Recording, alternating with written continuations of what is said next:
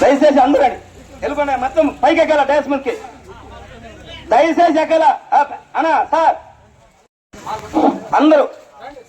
జోహార్ బాబాసాహెబ్ అంబేద్కర్, జోహార్ బాబాసాహెబ్ అంబేద్కర్.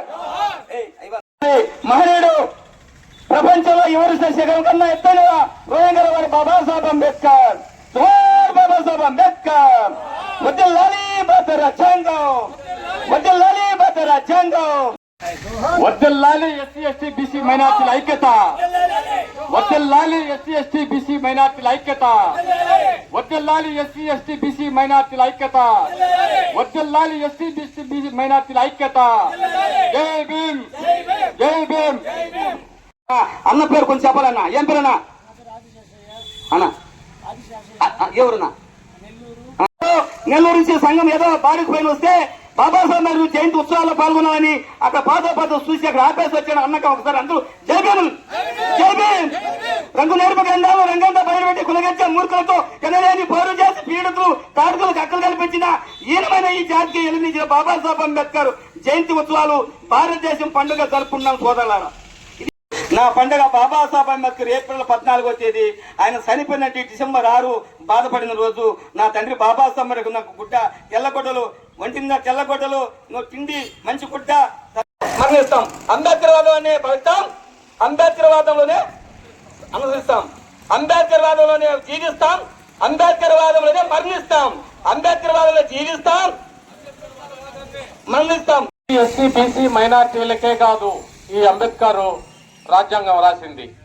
ప్రపంచం మీద ఎంతమంది ధనికులు ఒక మాలా మాధ్యమాలకు సంబంధించిన వ్యక్తి అని చెప్పని ప్రచారం. ఆ కమిటీలో కొంతమంది దుష్టులు, మతమౌఢులు దీన్ని జీర్ణించుకోలేకపోయారు. ఐక్యత వర్ధిల్లాలి. మన భారతదేశం వివిధ మతాలతో కూడినటువంటి ఒక లౌకిక రాజ్యం.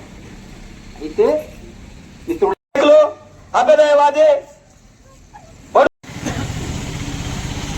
ప్రియమైన మిత్రులారా, ఈ కార్యక్రమాన్ని వస్తుంది.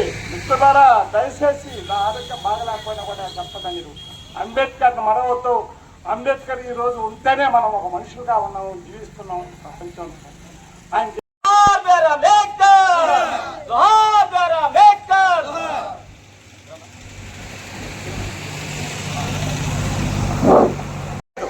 బలహీన వర్గాలంటే మధ్యజోడు కావచ్చు, యాదవాసి కావచ్చు. ఈరోజు ఈ సంఘం మండల హెడ్ క్వార్టర్లో ఈ స్టాచ్యూ ఇచ్చినందుకు ఎంతో సంతోషంలో మళ్ళీ సనాతన ధర్మాన్ని పాటించాలని ప్రయత్నం చేస్తున్నారు.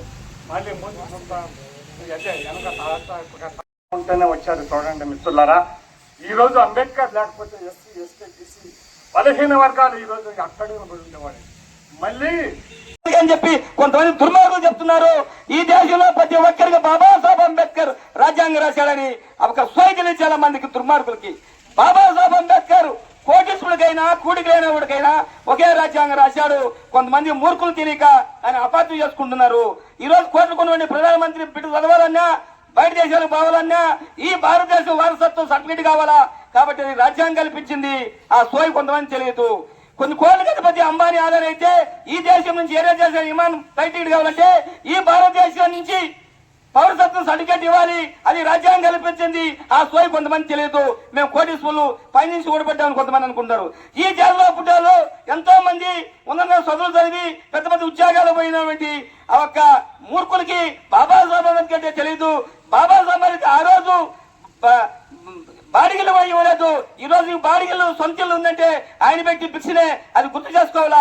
ఏ అధికారైనా, ఏ రాజకీయ నాయకుడైనా, ఏ ప్రధానమంత్రి అయినా కేవలం ఈ భారతదేశంలో 18 సంవత్సరం నిండిన ప్రతి ఒక్కరి స్త్రీకి పురుషుడికి ఓటు హక్కు కల్పించిన ఘనత బాబాసాహెబ్ అంబేద్కర్ కి.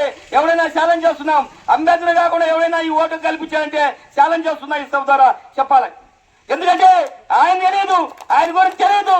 మూర్ఖులు, దుర్మార్గులు బాబాసాహెబ్ అంబేద్కర్ గొప్పతనాన్ని తెలియని కాదని ఈ దేశ సంపద, ఈ మాలామాదిరి సంపద, బడుగు బలహీన సంపద కాదు. బాబాసాహెబ్ అంబేద్కర్ భారతదేశ సంపద, సోయన్న వాళ్ళు, మైండ్ పనిచేసిన వాళ్ళు, మెదడున్న వాళ్ళు ఆలోచించి ఈ రోజు మన పండుగ భారతదేశం పండుగ కాబట్టి ఎలివాడ పండుగ కాదు ఇది.